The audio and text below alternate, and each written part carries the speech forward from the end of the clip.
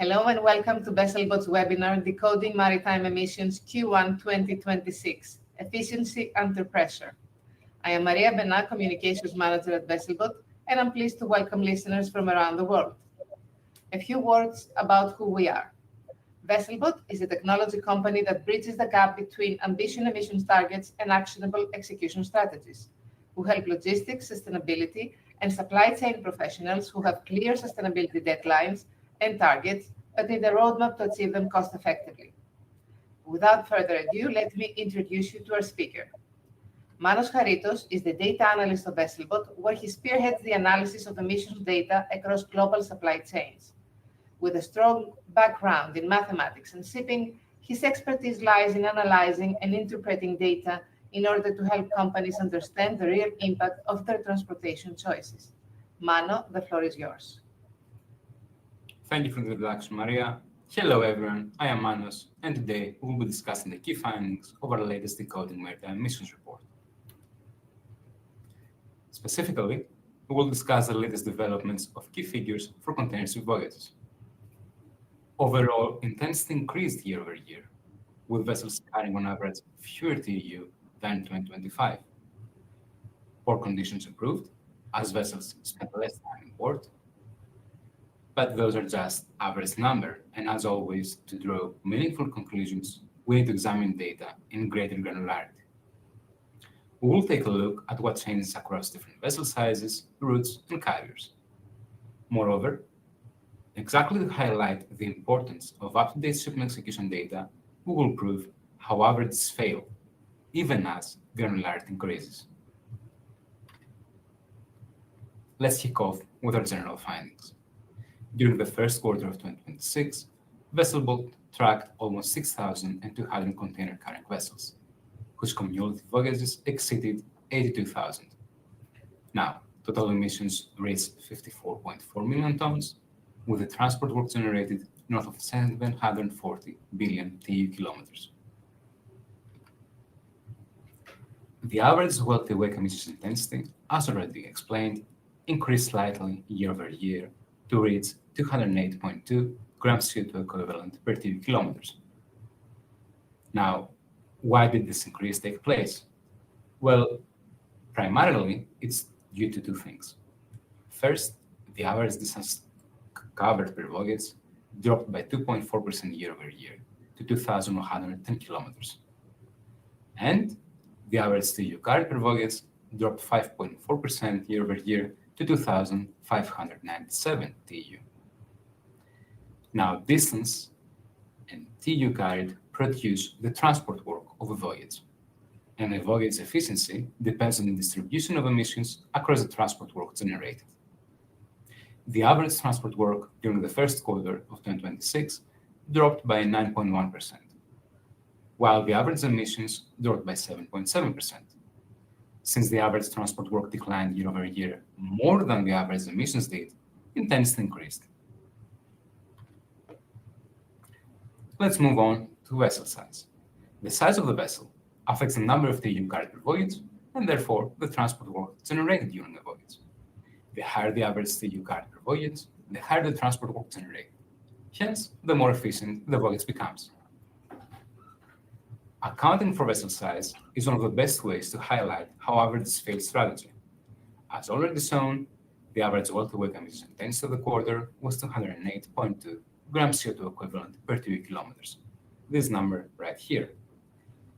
However, this number is just an average and drastically changes when accounting for vessel size.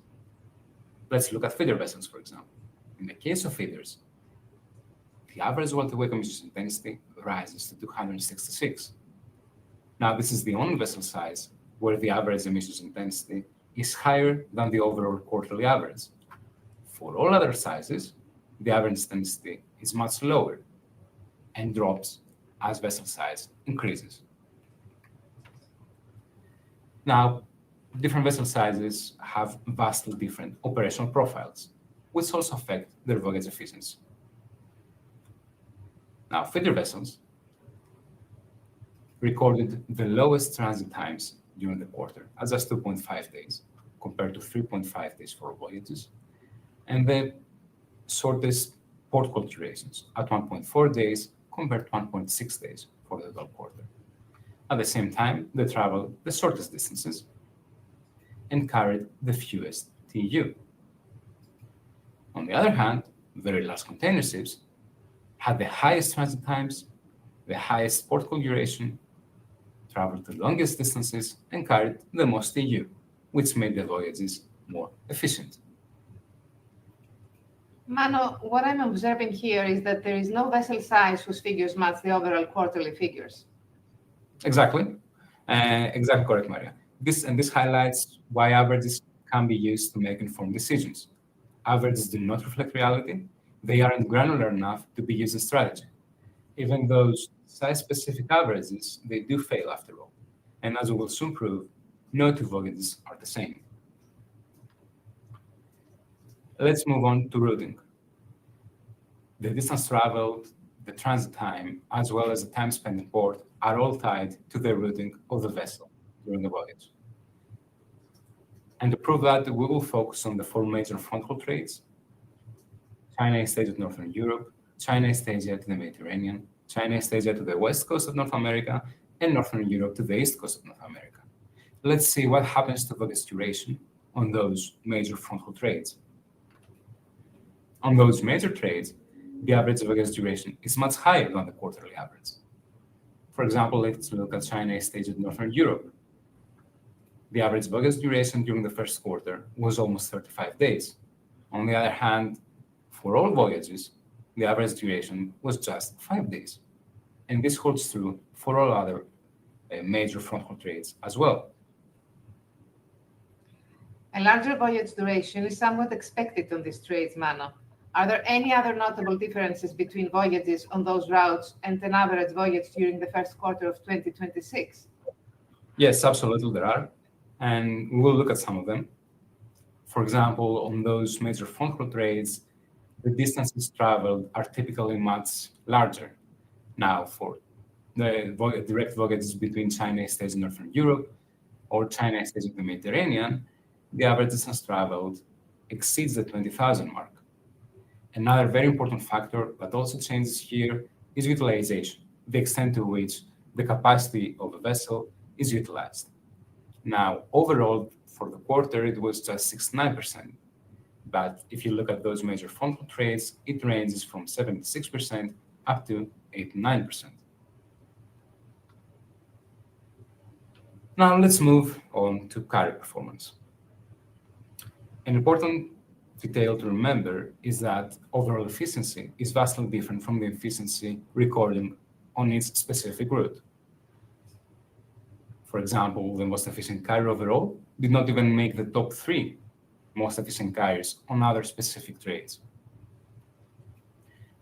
Out of all major carriers, Hyundai Merchant Marine was the most efficient during the first quarter of 2026, recording an average emissions intensity of 96.7 grams CO2 equivalent per 2 kilometers.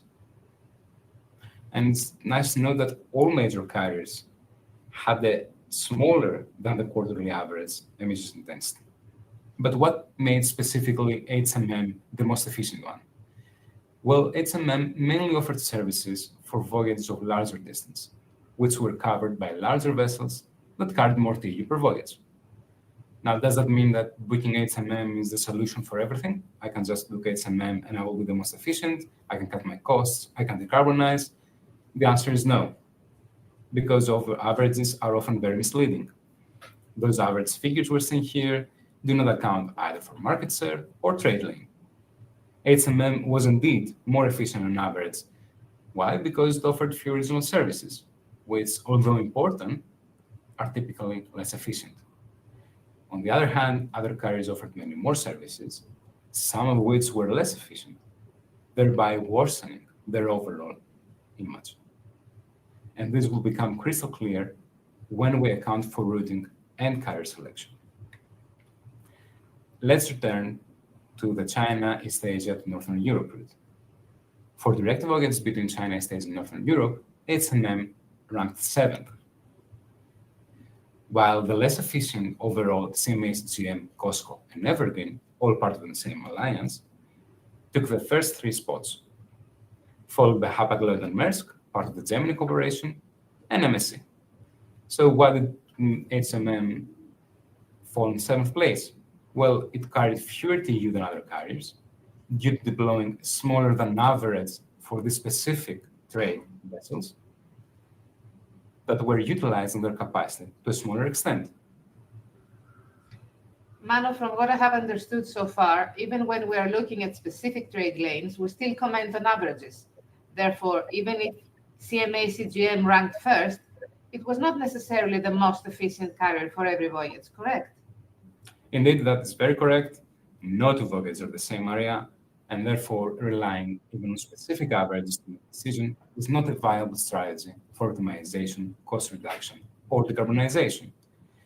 Instead, anyone aiming to optimize their supply chain should focus on shipment execution data, examining each voyage separately.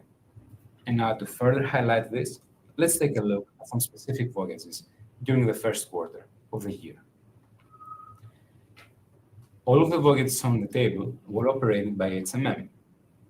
Now, despite HMM ranking behind CMA CGM for direct voyages between China, Asia, and Northern Europe, each of these voyages had an emissions intensity lower than the average recorded by CMA CGM. And now this highlights a fundamental reality of maritime transport that no two voyages are identical and should not be treated as such. Even within the same trade lane, operational conditions vary significantly from one sailing to another. For example, two carriers might have different port of departure and arrival. One might leave from Singapore and head to Rotterdam, another might leave from Yantian and go to Felixstowe. Different ports will have different operating conditions. For example, you might have congestion in Rotterdam in one period, and another you might have congestion in Antwerp. There are different vessel sizes in each voyage. Let's look at the table. The first voyage had a much larger capacity than the second year voyage on the table. And of course, there are many differences on routing and sailing speeds. Let's look at the third voyage. We had an average speed of 16.4 knots, while on the second voyage, it was just 13 knots. And there are also factors that you cannot predict or account. There are different weather patterns. There are different sea conditions during a voyage. As a result, carrier level or route level averages can only describe broad personal trends. They cannot determine which specific shipping option is the most efficient. Shippers seeking to optimize costs, emissions, and supply chain performance need visibility into shipment level execution data rather than relying on averages, regardless of how granular those averages may appear. And with this point, we're nearing the end of our presentation. Today, we'll explain how averages obscure critical information when it comes to strategy. At the same time, while accounting for vessel size, routing, and carrier selection, it's useful to understand trends. Even those more granular averages are inadequate for informed decision-making. The same vessel carrying the same cargo across the same port of departure and port of destination will form a different operational profile each time. Optimization and decarbonization require up-to-date shipment execution data. Thank you very much for your attention. Thank you, Manos, for walking us through the data in such detail. What this analysis ultimately demonstrates is that the information gap in logistics is not a lack of data. It is a lack of the right data at the right level of granularity captured at the right time. VesselBot publishes the Decoding Maritime Emissions report quarterly. The full Q1 2026 report is available to download at vesselbot.com, where you will find the complete voyage-level analysis, including all carrier comparisons, route-level breakdowns, and the vessel age and size data we touched on today. If you would like to understand what this level of intelligence could mean for your supply chain specifically, our team is available for a conversation. You will find the contact details on our website. Thank you for watching, and we look forward to sharing the next edition of Decoding Maritime Emissions with you in the coming months.